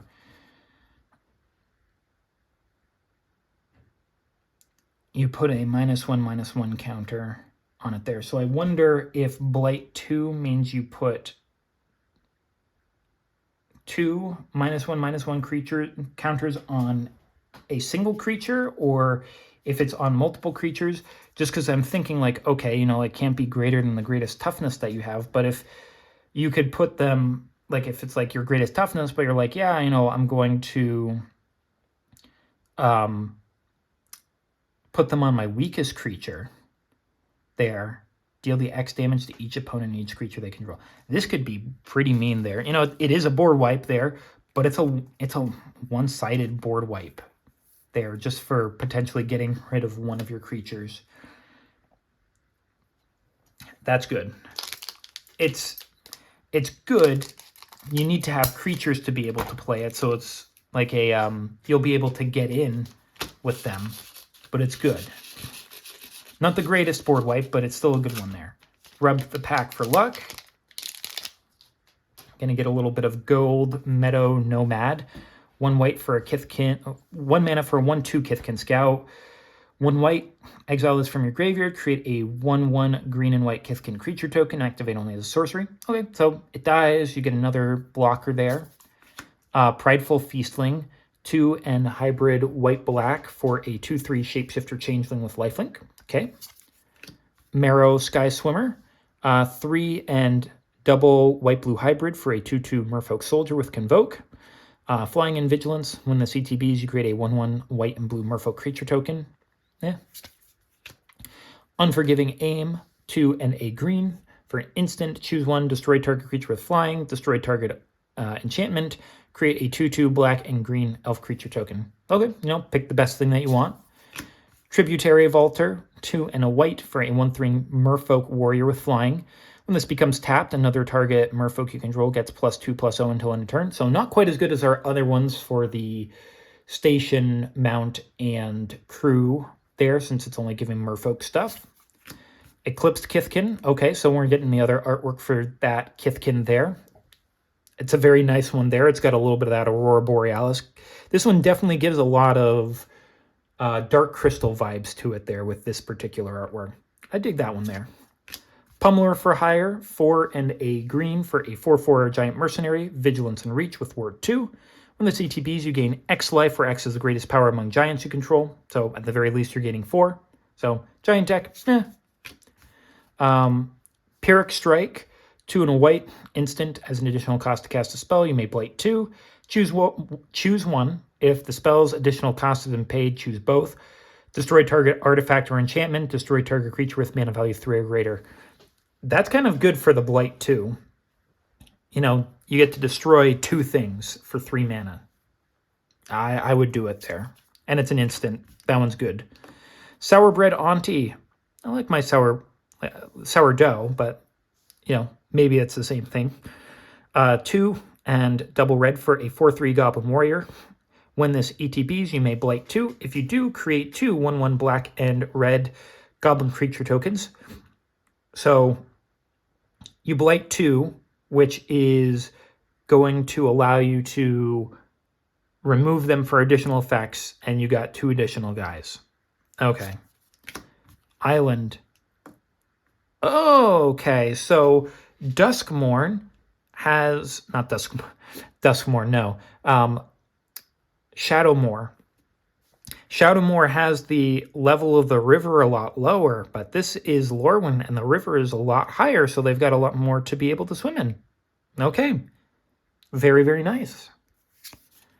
Ashling's command, so we've got our elemental command as well. 3 a blue and a red for a kindred instant and elemental. Choose 2, create a token that's a copy of target elemental you control. Who would have guessed that? Target player draws 2, deals 2 damage to each creature target player controls. That's not bad. Target player creates 2 treasure tokens, so you essentially reduce the cost of this. Okay, not too shabby. There's our off-nabbed goat that we were talking about. I was wondering if you would show up. 1 and a black for an 0/5 goat with pay 1 mana, draw a card, and you gain control of this creature and put a -1/-1 counter on it. Only your opponents may activate this ability and only as a sorcery. When this creature dies, if it had 1 or more -1/-1 counters on it, its owner draws that many cards and each other player loses that much life.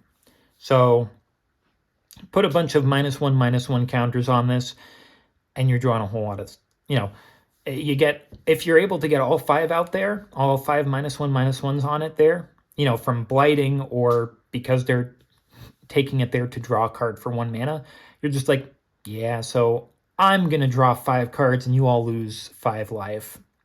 That can be pretty good. A vampire cleric. That's very strange.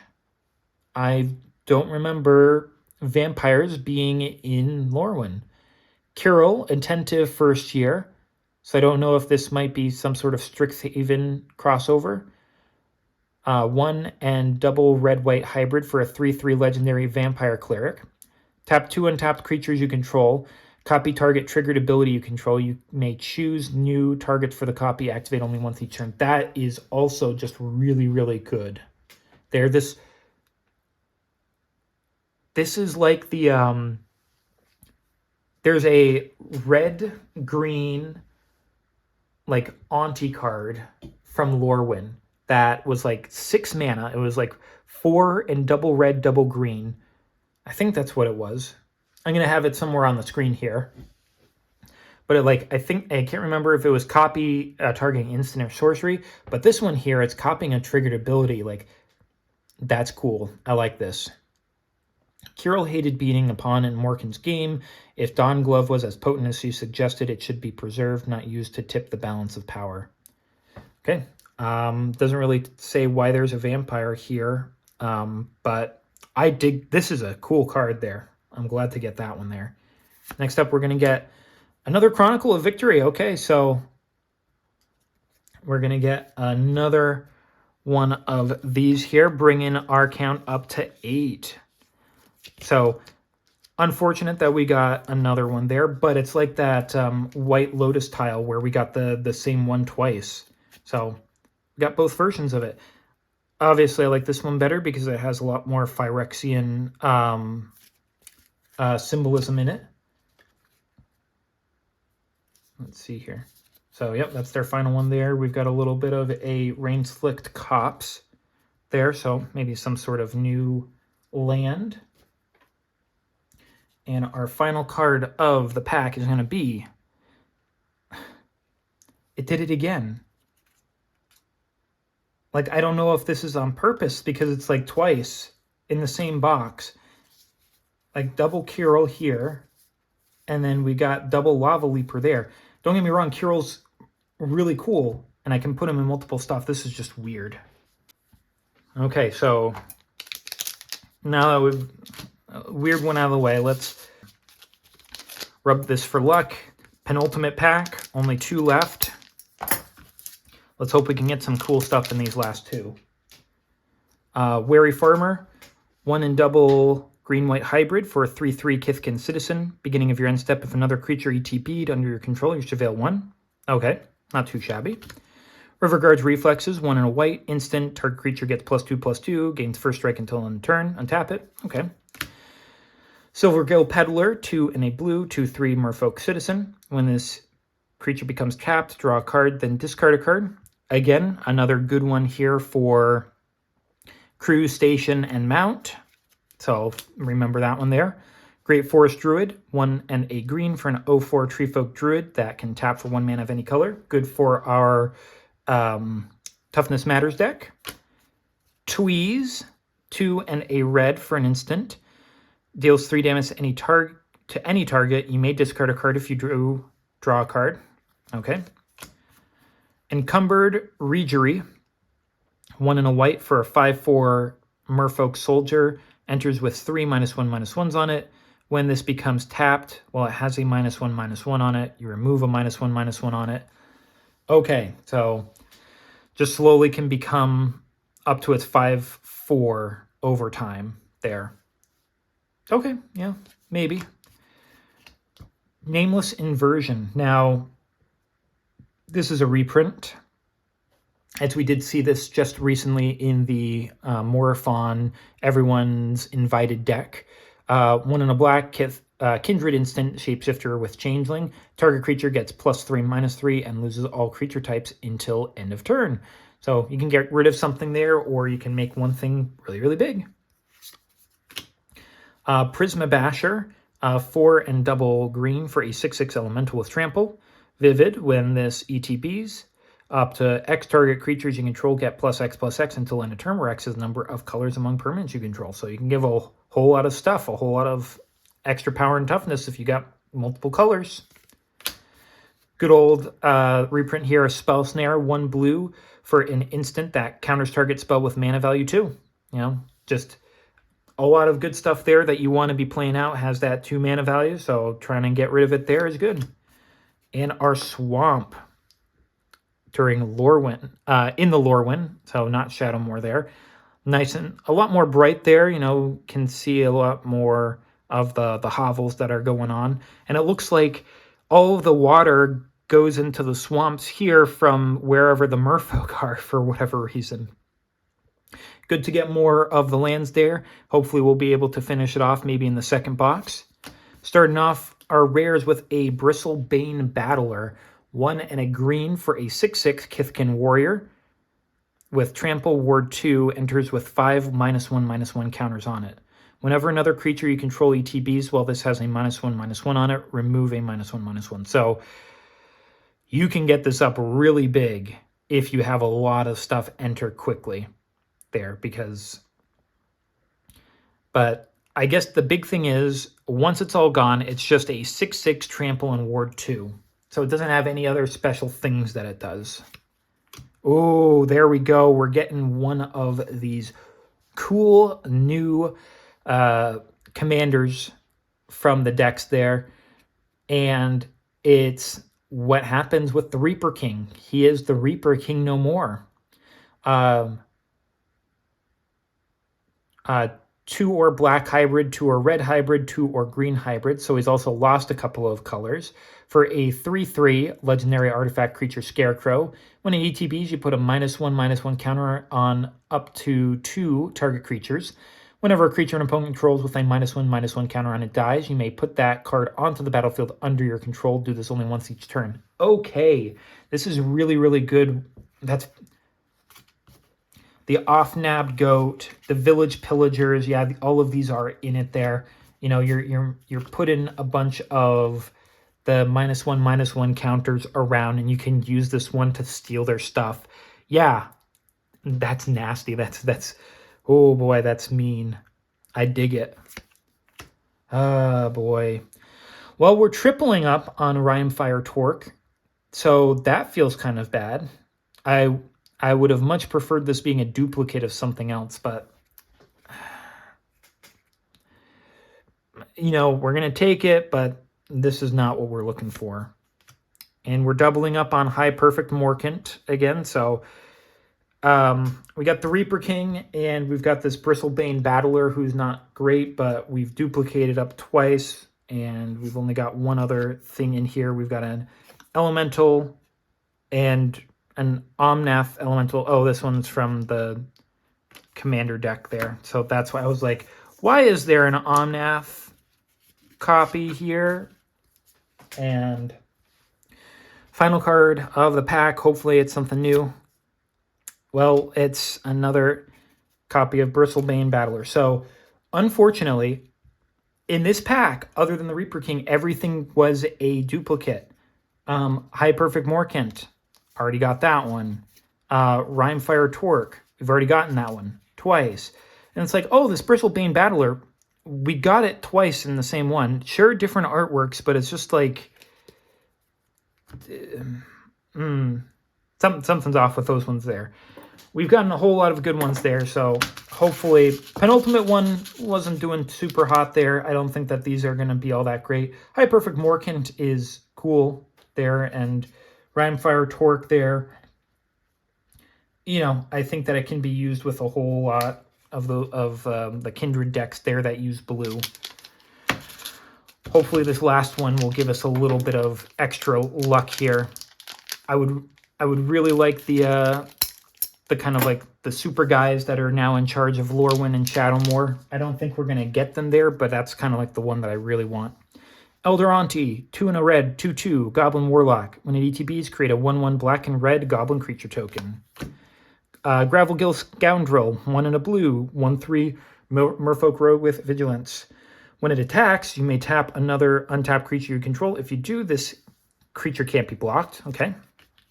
Okay, this is actually, going back to it, good with a lot of the ones that say, when this becomes tapped, you do something. So now this is attacking unencumbered. It's already got Vigilance, but now you can activate the effects of those other guys there. So good synergy with that one. Kolrath Mystic, 2 and a blue, 2/4 Elemental Wizard. Whenever you cast a spell with mana value 4 or greater, this gets +2/+0 and gains Vigilance until end of turn. Okay. Midnight Tilling, 1 and a green for an instant. Mill 4 cards, then you may return a permanent from among them to your hand. Okay. Scarblade Scout, 1 and a black. 2/2 Elf Scout with Lifelink. When it ETBs, you mill 2 cards. Okay. Eclipsed Marrow, so we're getting our other artwork there of the Eclipsed Marrow with all of that Aurora Borealis in the background there. Very, very beautiful. We'll certainly take the other artwork. Kinsbale Aspirant. Now, this looks like our classic Kithkin artwork that we had seen originally. 1 white for a 2/1 Kithkin Citizen. As an additional cost to cast a spell, behold a Kithkin, or pay 2. Whenever another creature you control ETBs, this creature gets +1/+1 until end of turn. Okay, yep. Unbury. They're digging up their auntie, I guess. Well-aged Bogart body is steeped in magic richer than any Fey glamour.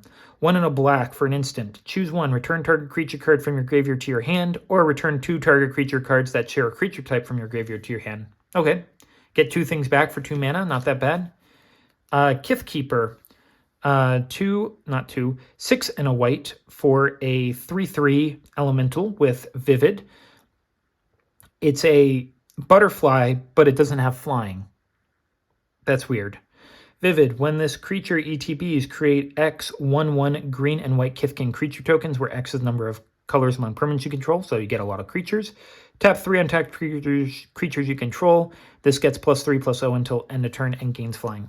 So there's the flying. Okay, so at least it's on there somewhere. And Plains, that is a really, really cool Plains there. You know, you had the Kithkin village there, but now it's kind of like making sort of a fortress, making sure that everything stays out, the kind of like get out thing. Get lost, like you don't belong here, something like that we pulled. First rare of the last pack. Rating schemes. New card, good. 3, a red and a green for an enchantment. Each non-creature spell you cast has Conspire. I don't remember what that is. As you cast a non-creature spell, you may tap 2 untapped creatures that you control that share color with it.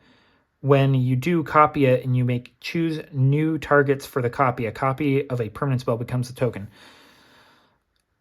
This is awesome.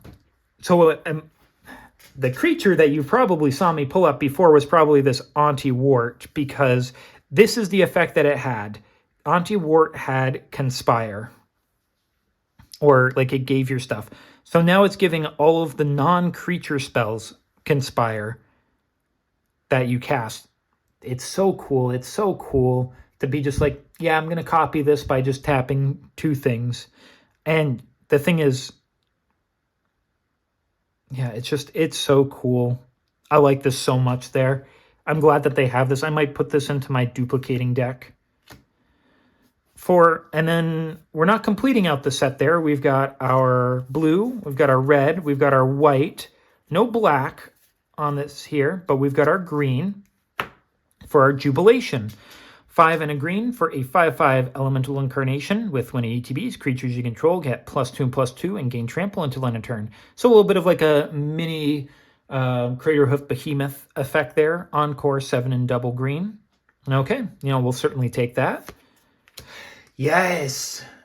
Oh, yes. This is one of the other ones that I was hoping for. I know it's not the the super fancy serialized version, but this is another one that I really, really wanted there. Good one to finish off the pack with. Bitter Bloom Bearer. Double black for a 1/1 fairy rogue with flash, flying, and at the beginning of your upkeep, you lose 1 life and create a 1/1 blue and black fairy creature token with flying.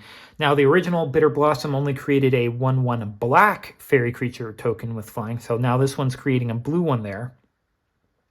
But yeah, like flash and flying to get it out there when you need it to. Super, super cool. And it's not even our final card of the set there. So I really, really wanted this one here. I think it's so cool.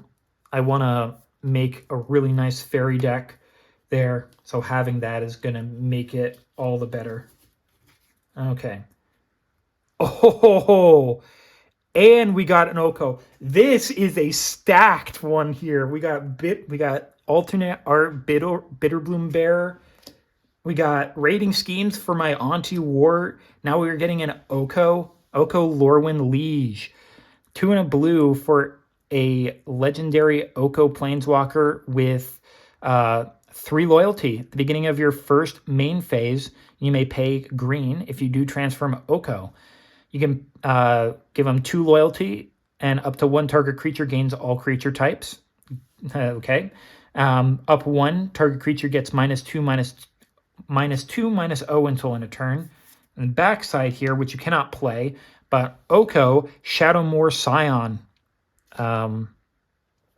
Either way, he likes to show his tummy there. He's got his little elk boy here. Legendary Planeswalker Oko. At the beginning of your first main phase, you may pay 1 blue if you do transform Oko. You can -1 loyalty. Mill 3 cards. You can put a permanent from among them into your hand. -3, you create 2 3/3 green elk creature tokens. That's good. I mean, he starts on 3, and you can +2 him if you want, if you think that he's protected enough, so that you can try to get that -3 off. I mean, either one, you could. And then -6, choose a creature type. You get an emblem with creatures you control of a chosen type, get +3/+3, and have vigilance and hexproof. Not that bad. I mean, it only takes... So you play him down, and if you up him 1 and 2, or 2 and 2, you can flip him over on the 3rd turn that you have him to try to do that there, if you're able to do it. So that's a nifty little one there. Hey, we're finishing off on a fantastic note. Because even if we don't count the Reaper King, or the King No More, 1, 2, 3, 4, 5, 6, 7, 8, 9, 10 mythics that we've had so far. That's insane. 11 with the Reaper. So that's like we've gotten a mythic in all packs but 1. Like, that's fantastic. Final card of our box, of our pack and our box is going to be Another double-sided one here. Interesting. Curious Colossus. Okay. It would have been cool if this had been the... man, we got 2 double-faced cards in the same one there. I wish it was the, like, super guy here. Or at least another mythic, because then we'd have had 12. Brigid, Kalachan's Heart. 2 and a white, 3/2 legendary Kithkin Warrior. Whenever this creature enters or transforms into Brigid, create a 1/1 green and white Kithkin creature token. At the beginning of your first main phase, you can pay green to transform Brigid into Brigid Dune's Mind. So it's kind of creepy there. A 3/2 legendary Kithkin soldier with tap, add X green or X white, where X is the number of other creatures you control. That's sick. Get a lot of them out there with that, and then use this to tap a whole lot, to get a whole lot of mana there. Yeah, beginning of your first main phase, you may pay white if you do transform Brigid. Super cool. So I guess that's what it was. The penultimate pack was kind of disappointing because the last pack was so cool. We got 2 mythics in it, one of them being one that I really wanted. I forgot Oka was part of this here. Got another double-sided card, and we got one that I really wanted. Another one of that cycle there. Lorwyn is fantastic.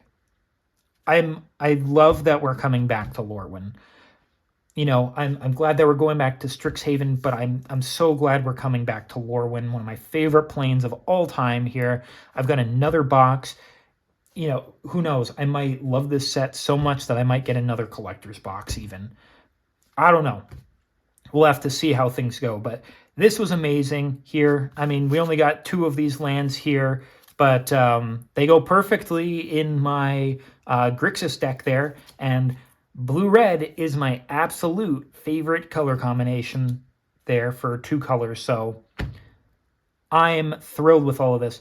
It is a little bit disappointing that we had a couple of repeats there, but didn't get that many there. You know, just hopefully in the next box we don't get too many of whatever that torque is. Getting Kirill twice in the same one, getting that like hair hopper, whatever it was, twice was a little bit much, but all in all, I'm loving the cards in this set here. I can't wait to build with them. It's just a great return to form of what Magic truly feels like. This is Magic that feels like Magic. That's what it is. And I'm so glad to be back on this. You know, I'm going to be disappointed a little bit when we go to Teenage Mutant Ninja Turtles. It'll get a little bit better with Hobbit, and then we go back to Strixhaven. Hopefully it'll be better, but it's not going to be as good as this. I just know it. So thank you for joining me on this return to Lorwyn. I hope you look forward to my other Lorwyn videos that are going to be coming out. Please take care of yourself until you come on back. Have a good afternoon, evening, or night. I'll see you next time.